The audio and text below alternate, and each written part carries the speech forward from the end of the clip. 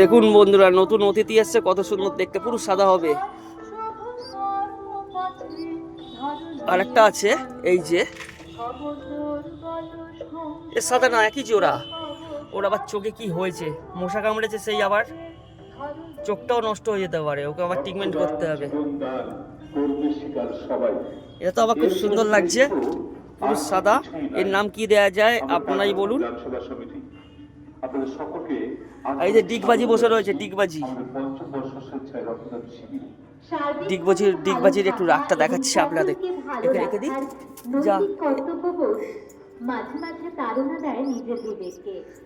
তাই চলমান পরিস্থিতির মধ্যেও শুধুমাত্র সামাজিক এই ডিগবাজি, উরি বাপ রে বাপ, গ্রাম সেবা সমিতি ডিগবাজি, উরি বাপ রে বাপ।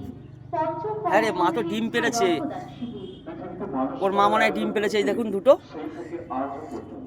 আর এদের নিয়ম হচ্ছে বাচ্চা 20 দিন 22 দিন হয়ে গেলে আবার ডিম পারবে। তা ডিগবাজির তো মায়া ছাড়তে পারছে না, এখনো মায়ের কাছে থাকবে, কিন্তু মা তো ওকে পাত্তা দিচ্ছে না। হ্যাঁ রে, তুই এবার তোর জন্য তো জায়গা বেছে নিতে হবে রে।